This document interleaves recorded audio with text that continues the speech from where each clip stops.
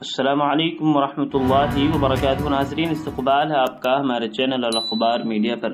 ناظرین، انتہائی افسوس کے ساتھ یہ خبر دی جا رہی ہے کہ الجزائر کا چراغ بجھ گیا۔ آج الجزائر کے بزرگ ترین عالم دین الشیخ محمد الطاہر آیت علجت وفات پا گئے۔ اس عظیم مجاہد کی عمر 106 سال تھی۔ 31 اکتوبر 1917 عیسوی کو پیدا ہوئے۔ زندگی فرانسیسی استعمار کے خلاف جہاد میں گزار دی۔ فقہ مالکیہ کے اساتین میں سے تھے۔ بچپن میں قرآن حفظ کر کے استنبول میں خلافت عثمانیہ کے مشائخ سے علم حاصل کیا۔ سقوط خلافت کے بعد واپس آیا اور وقت کے کبار اہل علم سے استفادہ کیا۔ وہ قرآت سمیت جملہ دینی علوم اور ریاضیات کے بھی ماہر تھے۔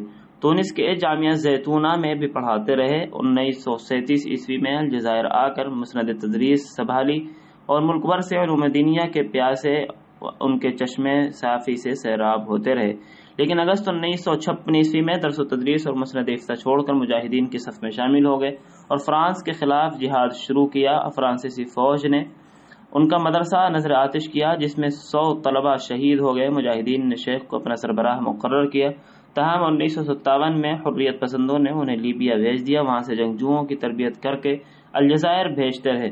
1963 عیسوی میں جب الجزائر آزاد ہوا تو شیخ بڑی شان سے واپس آئے۔ ان کا شاندار استقبال کیا گیا۔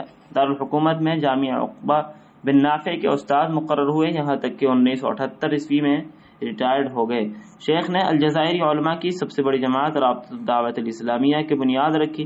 وہ ہزاروں علماء و مشائخ کے استاد تھے، جن میں سابق وزیر مولود قاسم نائت بالقاسم اور الدکتور محمد الشریف قاہر وغیرہ شامل ہیں۔ اسلحہ تھام کر وہ قلم سے غافل نہیں ہوئے۔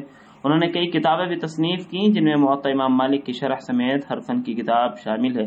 انہیں موجودہ الجزائر کے بانیوں میں شمار کیا جاتا ہے۔ اللہ تعالی شیخ کے مساعی جمیلہ کو قبول فرمائے اور انہیں اعلیٰ مراتب سے نوازے۔ ناظرین، آپ سے درخواست ہے کہ حضرت شیخ کے لیے دعائے مغفرت کریں۔ دعائے کلمات کمنٹ باکس میں ضرور لکھیں۔ ویڈیو کو لائک اور شیئر کر دیں۔ اس طرح کی اور بھی ملی اور ملکی خبریں حاصل کرنے کے لیے ہمارے چینل الاخبار میڈیا کو سبسکرائب کر کے بیل آئیکن ضرور دبا دیں۔ شکریہ۔ والسلام علیکم ورحمۃ اللہ۔